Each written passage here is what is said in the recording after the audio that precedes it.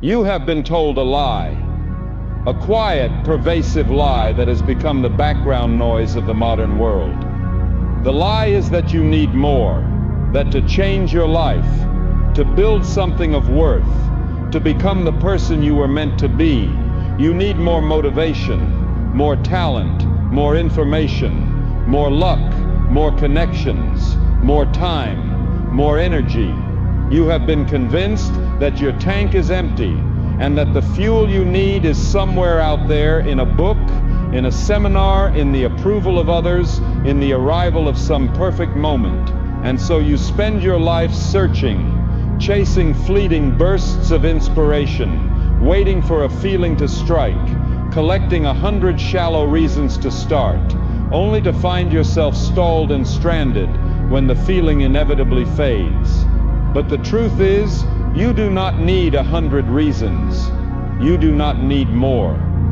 You only need one reason. One real, raw, and unshakable reason that is so deeply embedded in your soul that it is no longer a choice, but a necessity. A reason that is stronger than your fatigue, more persuasive than your fear, and more resilient than any failure you will ever face. This is the search that truly matters. Not the search for more motivation from the outside, but the excavation of the one true reason that has been waiting inside you all along. You have been told a lie, a quiet, pervasive lie that has become the background noise of the modern world.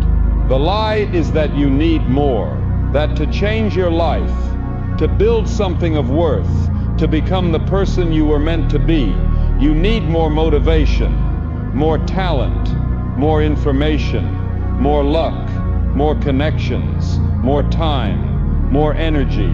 You have been convinced that your tank is empty and that the fuel you need is somewhere out there in a book, in a seminar, in the approval of others, in the arrival of some perfect moment.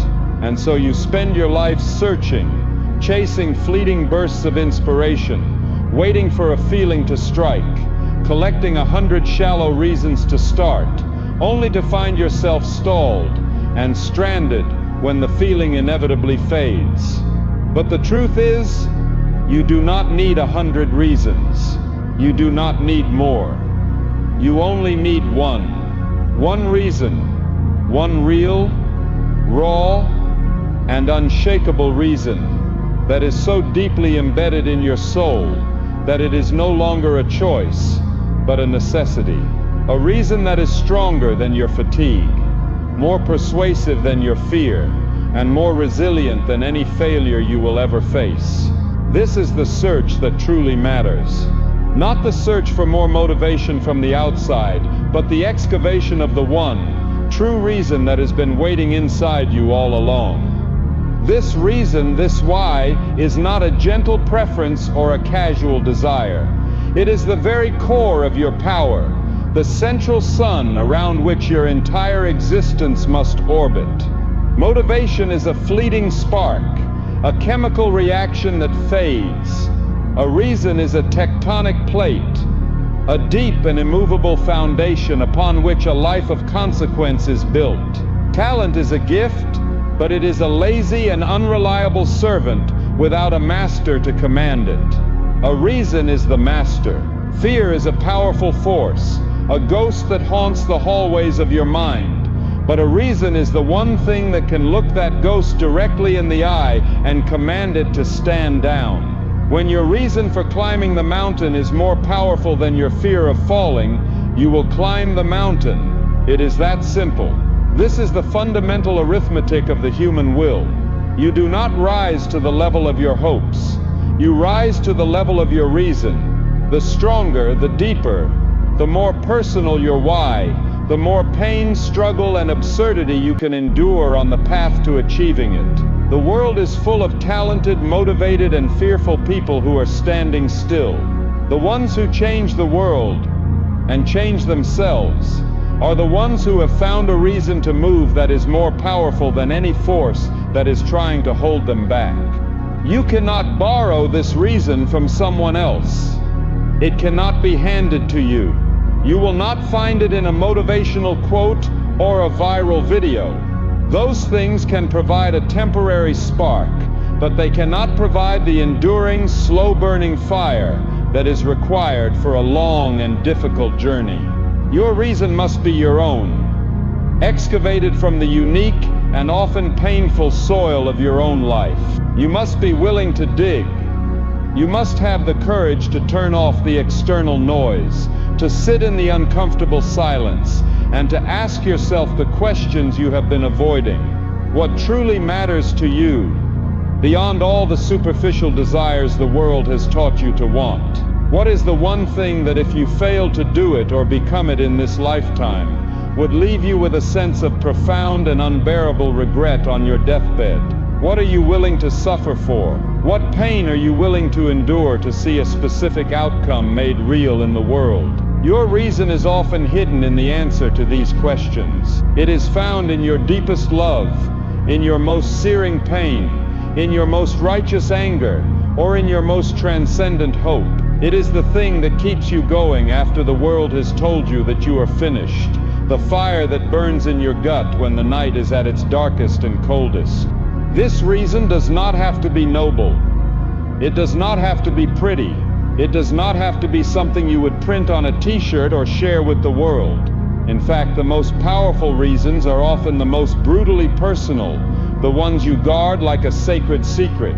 Maybe your reason is the face of a child who is depending on you. Maybe it is the memory of a parent's sacrifice that you are determined to honor. Maybe it is the burning, visceral desire to prove a specific person or the entire world wrong. Maybe it is a vow you made to your younger self, a promise that you would never settle for the life of quiet desperation you saw around you. The content of the reason is irrelevant. Its only requirement is that it matters to you. It must be a reason that resonates not in your logical mind, but in your very bones. It must be a reason that, when you call it to mind in a moment of extreme weakness, produces a chemical, visceral reaction in your body, a straightening of your spine, a hardening of your jaw, a fire in your eyes. This is your anchor in the storm, the one fixed point in a universe of chaos. When your emotions are screaming at you to quit, when your body is begging for relief, when your mind is presenting 1,000 logical arguments for surrender, you will hold on to this reason, and it will hold you steady. The moment you find and commit to your true reason, the entire geometry of your life begins to shift. You stop making excuses, because your reason is more compelling than any justification for inaction. You stop waiting for the perfect moment, because your reason makes the present moment an urgent and non-negotiable field of action. You stop blaming other people because you realize that your reason is your responsibility and yours alone. You stop settling for a life that is less than you are capable of, because to do so would be a betrayal of the very thing that gives your life meaning. The discovery of your why is the catalyst for the most profound transformation a human being can experience. It is the moment you stop being a passive passenger in your own life and become its active and relentless driver. The fear does not disappear. The pain does not vanish. The obstacles do not magically clear from your path. But you are no longer defined by them, because you are now defined by the reason that is pulling you through them. This is the true source of discipline. People speak of discipline as if it were a mystical quality that some are born with and others are not. They treat it like a joyless, brutal act of self-punishment. This is a profound misunderstanding. True, sustainable discipline is not born from self-hatred. It is born from self-love. It is the natural and inevitable consequence of finding a reason that is so important to you that you are willing to align all of your actions in service of it. When your why is strong enough, the how becomes a matter of logistics. You no longer need to summon willpower for every difficult choice. The choice is already made. You get up early, you do the hard work, you eat the clean food, you say no to the distractions, not because you are forcing yourself to, but because these actions are the obvious and logical expression of your deepest commitment. Discipline is no longer a battle. It is an act of integrity. It is the process of making your daily actions consistent with your core purpose. The stronger your reason, the less friction there is in this process, until you reach a point where the disciplined life is simply your life, the natural and effortless expression of who you have chosen to be. So if you are feeling stuck, if you are feeling tired, if you are feeling lost, do not look for a new productivity hack or a new motivational speaker.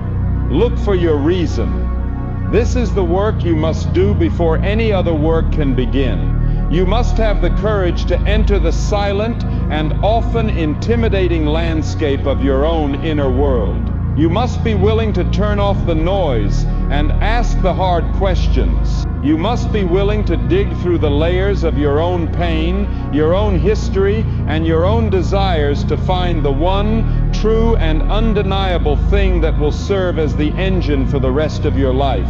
This is not a quick process, but it is the most important work you will ever do. Stop pretending you don't know. Deep down you do. You know what matters to you. You know what you are afraid of losing. You know what keeps your soul awake at night. That is where your reason is hiding. Do not be afraid of what you will find. The power you are searching for is not in the future. It is buried within you, waiting for you to have the courage to unearth it. This is the beginning, not the grind, not the hustle, not the action. The beginning is the quiet, profound, and life-altering moment when you finally find your reason to begin at all. This reason, this why, is not a gentle preference or a casual desire. It is the very core of your power, the central sun around which your entire existence must orbit. Motivation is a fleeting spark, a chemical reaction that fades. A reason is a tectonic plate, a deep and immovable foundation upon which a life of consequence is built. Talent is a gift, but it is a lazy and unreliable servant without a master to command it. A reason is the master. Fear is a powerful force, a ghost that haunts the hallways of your mind, but a reason is the one thing that can look that ghost directly in the eye and command it to stand down. When your reason for climbing the mountain is more powerful than your fear of falling, you will climb the mountain. It is that simple. This is the fundamental arithmetic of the human will. You do not rise to the level of your hopes. You rise to the level of your reason. The stronger, the deeper, the more personal your why, the more pain, struggle, and absurdity you can endure on the path to achieving it. The world is full of talented, motivated, and fearful people who are standing still. The ones who change the world and change themselves are the ones who have found a reason to move that is more powerful than any force that is trying to hold them back. You cannot borrow this reason from someone else. It cannot be handed to you. You will not find it in a motivational quote or a viral video. Those things can provide a temporary spark, but they cannot provide the enduring, slow-burning fire that is required for a long and difficult journey. Your reason must be your own, excavated from the unique and often painful soil of your own life. You must be willing to dig. You must have the courage to turn off the external noise, to sit in the uncomfortable silence, and to ask yourself the questions you have been avoiding. What truly matters to you, beyond all the superficial desires the world has taught you to want? What is the one thing that, if you fail to do it or become it in this lifetime, would leave you with a sense of profound and unbearable regret on your deathbed? What are you willing to suffer for? What pain are you willing to endure to see a specific outcome made real in the world? Your reason is often hidden in the answer to these questions. It is found in your deepest love, in your most searing pain, in your most righteous anger, or in your most transcendent hope. It is the thing that keeps you going after the world has told you that you are finished. the fire that burns in your gut when the night is at its darkest and coldest. In this world of solitude, without the immediate feedback of colleagues or mentors, you must create your own mirror. This is the practice of meticulous self-tracking. You must keep a logbook, a journal, a record of your war effort. This is not a diary of your feelings. It is the objective, data-driven ledger of your actions. How many hours of deep work did you complete? How many pages did you read? Did you complete your workout? Did you adhere to your diet? This logbook becomes your most honest and trusted advisor. On the days when you feel like you are making no progress, the data will be there to show you the truth of your consistent effort. On the days when your ego starts to believe you are invincible, the data will be there to humble you and show you where you have been slacking. It is the ultimate tool of self-accountability. It is the proof, written in your own hand, that you are honoring the contract you have made with the man in the mirror. It is the one true measure of your progress on the long, quiet, and often invisible path of the solitary warrior. The moment you find your reason is the moment the old you dies. This is not a gentle, peaceful passing. It is a violent and necessary death. Your reason, once unearthed, is a declaration of war against every comfortable lie, every lazy habit, and every self-imposed limitation that has defined your existence up to this point. It is a hostile takeover of your own soul. The person who is content to drift, to make excuses, to settle for less than they were capable of, that person cannot coexist in the same body with a real and powerful why. Your reason will immediately begin to suffocate your weakness. It will shine a harsh, unforgiving light on all the areas of your life where you have been living out of alignment with your own potential. The gap between who you are and who your reason demands you become will suddenly feel like an immense and unbearable chasm.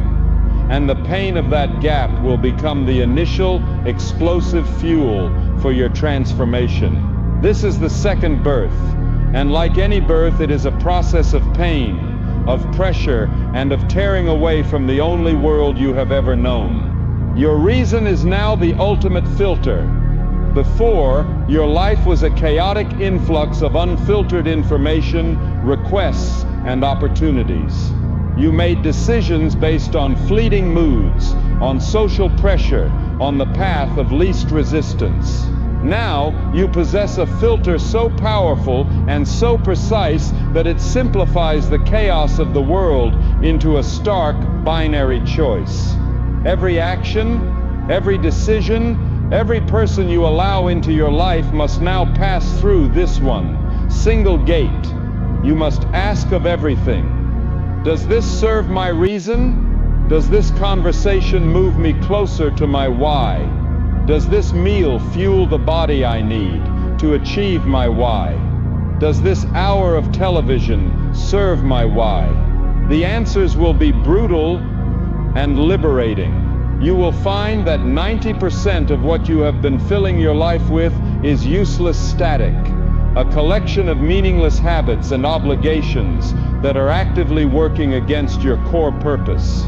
Your reason is a sword, and its first function is to ruthlessly cut away this dead weight. You will start saying no, not a hesitant, apologetic no, but a calm, firm, and decisive no that is born from a place of absolute clarity. You are not saying no to other people. You are saying yes to your reason. And this is a distinction that will change everything. This newfound clarity is the antidote to hesitation. The boy you used to be was paralyzed by 1,000 choices. He lived in a state of perpetual analysis paralysis, always weighing options, always fearing he would make the wrong move. The man who is armed with his why is no longer burdened by this. His path is narrow, and in that narrowness he finds a profound and powerful freedom. There are no longer 1,000 choices. There is only one. There is the choice that serves the reason, and there are all the other choices which are now irrelevant distractions. This is what it means to be locked in. Your energy, which was once scattered in 100 different directions, is now channeled into a single concentrated beam. This is the source of your new power. You will move with a speed and a decisiveness that will be baffling to the outside world, because they cannot see the simple, powerful, unmoving principle that is now guiding your every action. You are no longer drifting in the currents of the world. You are the current. The first casualty of this new war will be your relationship with comfort. Your body and your mind have been conditioned, perhaps for years, to seek comfort as their primary objective. Your reason will now demand that you seek comfort not as a goal, but as a poison. It is the soft, warm bed that keeps you from the early morning work. It is the sugary, processed food that dulls your mind and weakens your body. It is the mindless entertainment that numbs you to the urgent call of your own potential. Your reason will demand that you begin to intentionally and systematically choose discomfort. It will be the voice that pulls you from under the covers into the cold, dark morning. It will be the force that drives you to the gym when your body is screaming for rest. It will be the discipline that makes you sit down and do the hard, focused work when your mind is begging for the easy dopamine hit of distraction. You will begin to understand that the pain of this new discipline is not a punishment. It is a purification. Every moment of voluntary suffering is an act of burning away the soft, weak parts of your old self and forging something harder, stronger, and more resilient in its place. You must understand that you are not just changing your habits, you are building a new identity, one action at a time. The boy you were was defined by his excuses and his intentions. The man you are becoming will be defined solely by his actions. Your reason is the blueprint for this new identity, and your daily actions are the bricks and mortar. Every time you show up when it's hard, you are laying a brick in the foundation of a new belief about yourself. You are not just going to the gym. You are becoming the kind of person who does not miss workouts. You are not just writing a page of your book. You are becoming the kind of person who finishes what they start. The world will not see these changes at first. There will be no external validation. The only witness to these small daily acts of integrity will be you. This is why it is so powerful. You are rebuilding your relationship with yourself. You are learning to trust your own word again. You are earning your own respect, which is the only form of respect that can never be taken from you. And this quiet internal sense of pride, the knowledge that you are living in alignment with your deepest purpose, will become a source of strength that is far more potent than any applause from the outside world. This is the meaning of the phrase, chase meaning, not motivation. You are no longer waiting for a fleeting feeling to propel you into action. You are acting in service of a deep and enduring meaning. This is a profound shift in your entire operational paradigm. The man who chases motivation is a junkie, always seeking his next hit of inspiration, and he is useless in the long, dry periods in between. The man who is fueled by meaning is a farmer. He does not need to feel inspired to tend to his crops. He gets up and he does the work, day in and day out, in all weather, because he has a deep and abiding understanding of the connection between the work he is doing today and the harvest he is creating for the future. He understands that the process itself is meaningful. Every act of discipline, every moment of struggle is infused with the power of his why. He is not just going through the motions. He is engaged in a sacred act of creation, the creation of a life that is a worthy vessel for his reason. The world will tell you to be realistic. This is the mantra of the settled, the fearful, the ones who have traded their purpose for safety. Your reason will demand that you be unreasonable. It will demand that you set goals that scare you, that you pursue a vision that seems impossible to the outside world. This is not delusion. It is the necessary audacity of anyone who has ever created anything of worth. The world as it exists today was built by unreasonable men and women, people who had a reason to believe in a future that no one else could see. Your reason is your permission slip to be one of them. It is the antidote to the poison of realism. It is the force that allows you to hold a steady, unwavering gaze on your own North Star, even when the entire world is telling you that you are sailing in the wrong direction. You are not navigating by the dim, flickering lights of other people's opinions. You are navigating by the brilliant, constant light of your own internal sun. This is the beginning of your great journey.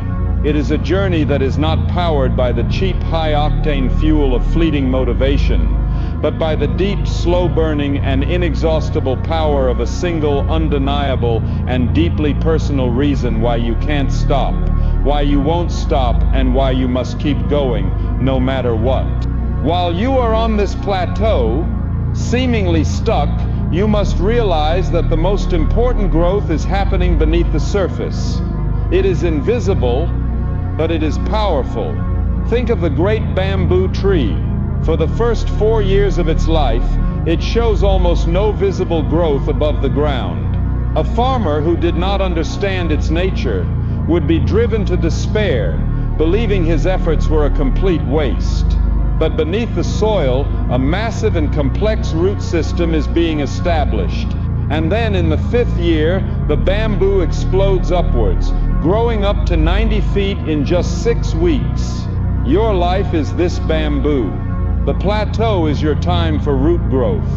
While your external results may have stalled, your brain and your body are engaged in a process of profound consolidation. You are turning the clumsy conscious efforts of the beginner into the elegant unconscious competence of the master. You are deepening your foundation, strengthening your core, and building the hidden infrastructure that will be required to support the next explosive period of your upward growth. To abandon the work during the plateau is the equivalent of the farmer giving up on his field just moments before the great harvest is set to begin. To navigate by your own internal sun is to commit to a journey into uncharted territory. You must accept this now. There is no map for the specific and unique path your reason demands you walk. You are a pioneer, an explorer, venturing into the vast, untamed wilderness of your own potential. The world around you, like a settled and comfortable village, is a crisscrossing network of well-worn roads leading to predictable destinations of safety, security, and quiet compromise. Your path is not on their map. You will have to carve it yourself, one agonizing step at a time. You will be hacking through the dense undergrowth of your own limiting beliefs, moving the heavy boulders of your old habits, and laying a new foundation of discipline over the soft, swampy ground of your past comforts. This is a lonely, arduous, and creative act. It is the work of bringing a new world into existence. And the first and most fundamental law of creation is that of sacrifice. To create something new, you must be willing to destroy something old. To build the life your reason demands, you must be willing to burn the life you currently have to the ground. The currency of this new kingdom you are building is not money, not status, not applause.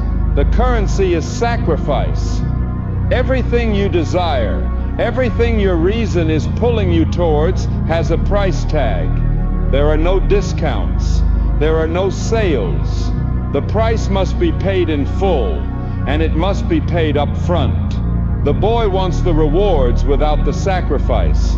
He wants the harvest without the long, grueling seasons of planting and tending. He wants the victory without the blood. This is the central fantasy of the weak. The man understands that sacrifice is not a punishment to be avoided, but a noble and necessary transaction. It is the conscious and deliberate trading of a lower-order pleasure for a higher-order power. It is the decision to give up who you are for who you could become. You must now look at your life with the clear, cold eye of a merchant and ask yourself, what am I willing to pay? Because the scale of your sacrifice will be the ultimate measure of the scale of your success. The first and most immediate sacrifice you must make is the sacrifice of comfort. Your reason has already declared war on this, but now you must become a willing and strategic soldier in that war. You must learn to see every moment of discomfort not as a hardship, but as an offering you are making at the altar of your own becoming. When you pull yourself from your warm bed into the cold darkness, you are sacrificing the boy's love of sleep for the man's love of discipline. When you choose the simple, clean meal over the instant gratification of junk food, you are sacrificing a fleeting pleasure of the tongue for the enduring power of a clear mind. When you push through the final painful set at the gym, you are sacrificing the body's desire for ease for the spirit's demand for strength. These daily acts of choosing the hard path are the rituals of your transformation. You must learn to find a grim and holy satisfaction in them. You must come to understand that this friction, this pain, this resistance is the very texture of growth. It is the feedback from reality that you are no longer coasting downhill, but are engaged in the arduous and honorable work of the climb. Next, and perhaps more painfully, you must be willing to sacrifice the approval of others. The boy is a slave to the opinions of the crowd. His self-worth is a reflection in the eyes of his peers. The man who is guided by a powerful internal reason must be willing to be seen as a fool, as an outcast, as an obsessive. As you begin to align your life with your why, you will inevitably begin to diverge from the path of the people around you. Your new standards will make them uncomfortable. Your new focus will make them feel judged. Your new intolerance for mediocrity and complaint will make you a stranger in conversations that once felt like home. They will not understand why you are giving up the easy comforts they hold so dear. They will call you crazy. They will say you have changed, and they will be right. You have changed. You have chosen the integrity of your own mission over the comfort of their acceptance. This will be lonely. There will be a period where you feel like you belong nowhere. You must endure this. You must have the strength to walk your path alone, to find your validation not in the applause of the crowd, but in the quiet, internal nod of the man in the mirror who knows you are staying true to the course. You must be willing to sacrifice distraction. The modern world is a vast, glittering casino of distraction, with 1,000 slot machines all vying for the currency of your attention. The boy believes he can have it all. He can pursue his great work and still indulge in the endless buffet of mindless entertainment, social media, and trivial drama. The man knows this is a lie. He understands that focus is a zero-sum game. Every hour you give to a meaningless distraction is an hour you have stolen from your own greatness. Your reason demands your full, undivided attention. It demands a level of focus that is monastic in its intensity. This means you will have to make hard choices. You will have to miss out. You will have to be the person who has not seen the latest popular show, who is not up to date on the latest online outrage, who does not know the latest celebrity gossip. You must be willing to appear boring and disconnected to the world of the boy. You are sacrificing the shallow, wide-ranging knowledge of the dabbler for the deep, narrow, and powerful knowledge of the master. You are trading the fleeting pleasure of being entertained for the enduring fulfillment of being a creator. The final and most profound sacrifice is the sacrifice of your old self. This is not a single event. It is a continuous daily process of ego death. With every disciplined choice you make, you are killing the version of you who was defined by weakness and compromise. The you who believed he wasn't good enough. The you who was afraid to take risks. The you who told himself the story that he was a victim. That version of you must be systematically and ruthlessly starved. dismantled and left behind. This can be a painful and disorienting process. This old self is familiar. Its limitations are comfortable. To step into the shoes of the new man your reason demands you become is to step into a vast and unknown territory. You must be willing to let go of the stories you have told yourself about who you are. You must sacrifice your most cherished excuses. You must be willing to feel like an imposter in your own life for a time. To act as if you are the man you want to be, long before you truly feel like him. This is the ultimate act of faith. The willingness to sacrifice who you have been on the altar of who you could become. And so you come to see that the entire path is a series of trades. You are a merchant of your own becoming. You trade the momentary pleasure of the snooze button for the all-day power of discipline. You trade the comfort of being liked for the strength of living with integrity. You trade the easy dopamine of distraction for the deep fulfillment of mastery. You trade the familiar identity of your old self for the boundless potential of your new one. The boy sees these as losses. The man sees them as the most strategic and profitable investments he will ever make. He keeps an unseen ledger, and on this ledger, his sacrifices are not listed as liabilities, but as his most valuable assets. They are the proof of his commitment. They are the source of his quiet internal honor. He comes to understand that a man is not defined by what he has, but by what he is willing to give up in service of a cause greater than his own comfort. This is why your reason must be so powerful. The price of this path is immense. The sacrifices are real. They are deep. And they are continuous. The only thing that can possibly justify such a steep and painful price is a why that is so profound, so meaningful, and so deeply intertwined with your very soul that any price seems small in comparison. Your reason is the thing that makes the suffering noble. It is the force that transforms the pain of sacrifice into the fire of purification. Without a powerful why, the grind is just a punishment, the loneliness is just a void, and the sacrifices are just losses. But with your reason held firmly in your mind, every drop of sweat becomes a prayer, every moment of solitude becomes a meditation, and every sacrifice becomes a sacred offering. You are not just enduring the pain, you are investing it in the only thing that truly matters, the creation of a life that is a worthy testament to the reason you were put on this earth. This period of invisible progress is also where the most crucial element of your being is forged, your character. Any man can be disciplined when the rewards are immediate. Any man can be persistent when the finish line is in sight. But the man who can continue to show up, to do the work, and to hold himself to an impossibly high standard in the dead silence of the plateau, with no applause, no validation, and no visible signs of progress, that man is building a will of pure, unbreakable steel. He is learning to operate on faith, not on feedback. He is learning to be powered by an internal commitment, not by external rewards. This is the ultimate strength. The character forged in this fire is the very thing that will allow you to handle the immense weight of the success that is coming.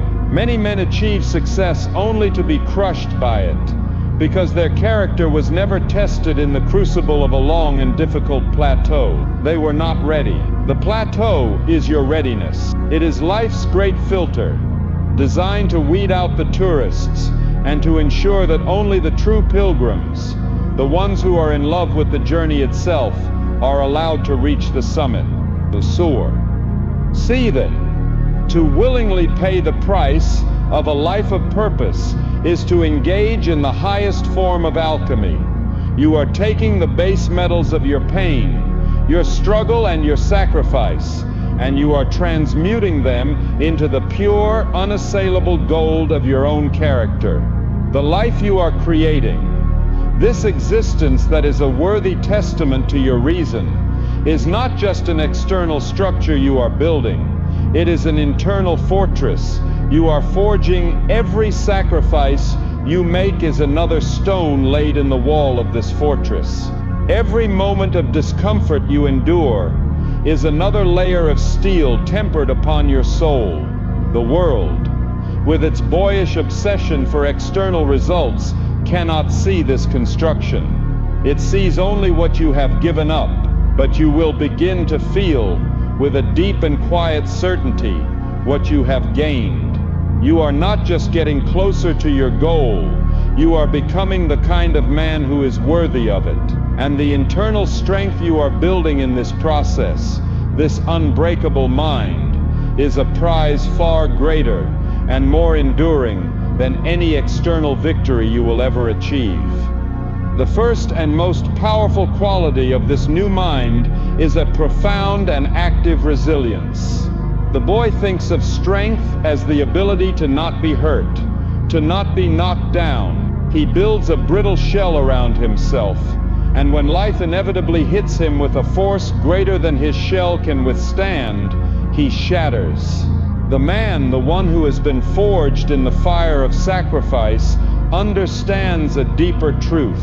True strength is not the ability to avoid being knocked down. It is the ability to get back up every single time, a little bit stronger and a little bit wiser than before.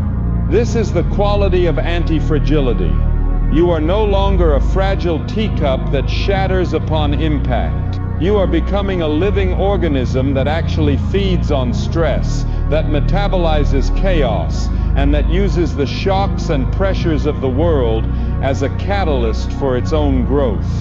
The sacrifices you have made are the training for this. By willingly and repeatedly choosing the hard path, you have been systematically inoculating yourself against the pain of the world. You have taught your nervous system on a primal level that you can endure, you can withstand, you can recover.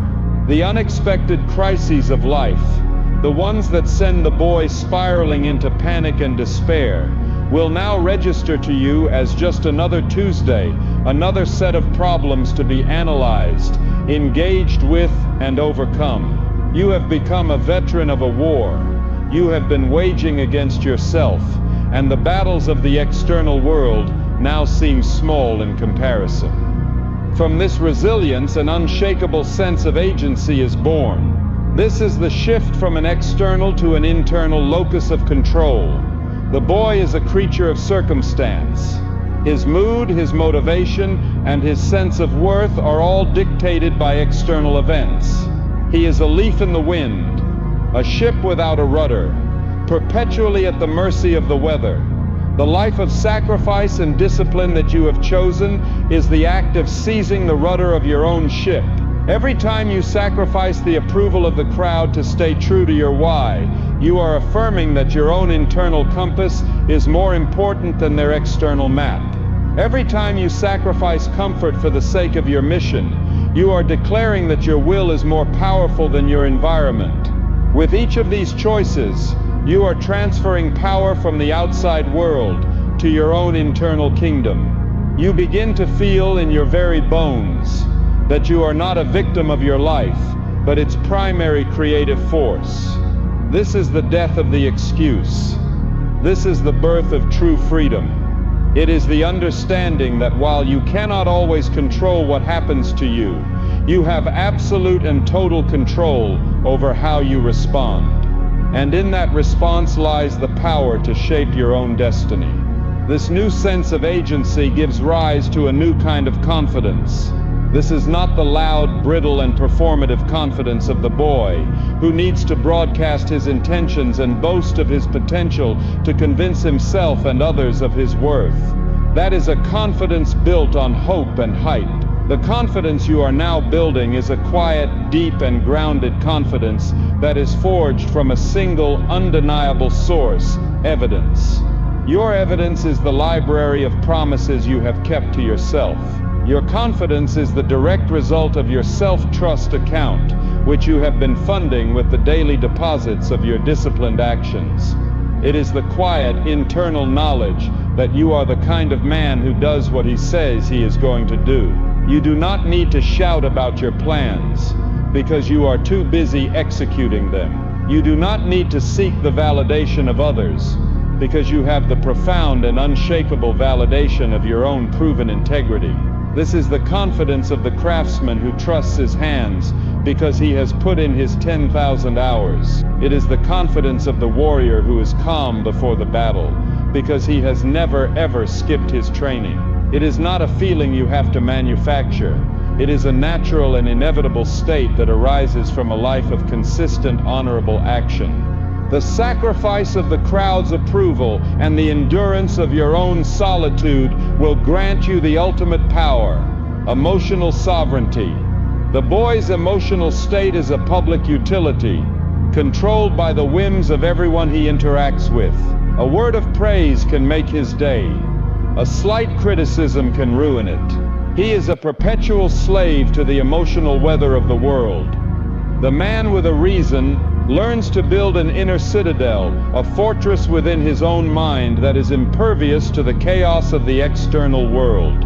Your willingness to be misunderstood, to be disliked, to walk your path alone, severs the puppet strings that others once used to control your emotional state.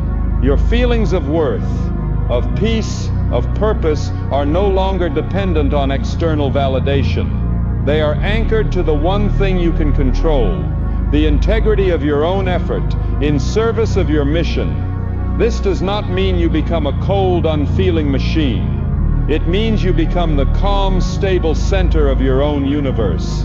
You can feel the sting of criticism without letting it poison your resolve.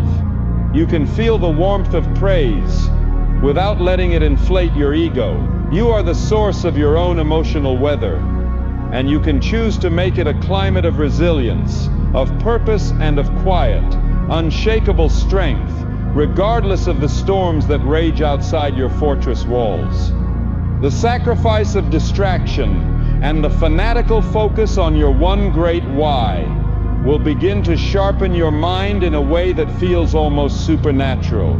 Your intuition will become a powerful and reliable weapon. The boy's mind is a noisy, cluttered attic, full of 1,000 trivial and disconnected pieces of information. The man who has committed to a single worthy problem turns his mind into a finely tuned and powerful instrument. By focusing all of your mental energy on one great subject, you begin to see patterns that no one else can see. You develop a deep, instinctual, and almost instantaneous understanding of your chosen field. This is not magic.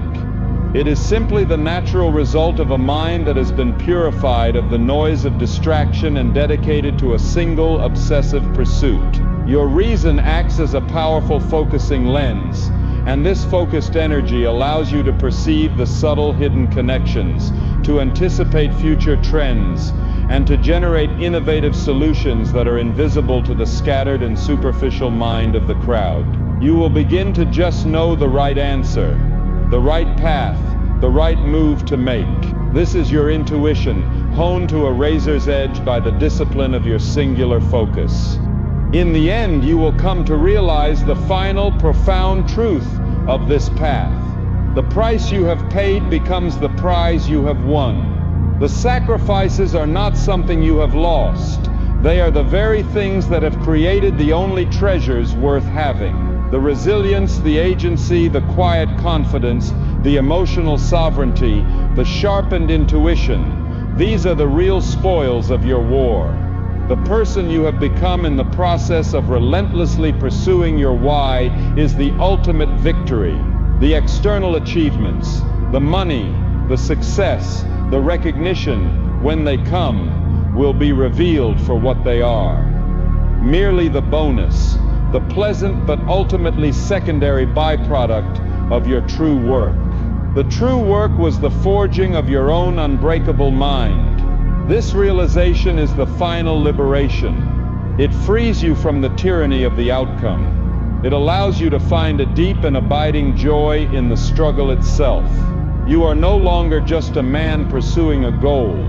You are a craftsman in love with the process of his own creation, a warrior who understands that the true purpose of the battle is not to win the war, but to become the kind of man who is worthy of fighting it. Finally, the wise warrior, after a great victory, makes a strategic and deliberate return to the sanctuary of his solitude.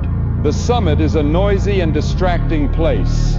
The praise of the admirers and the venom of the resentful are both powerful currents that can pull you off your center.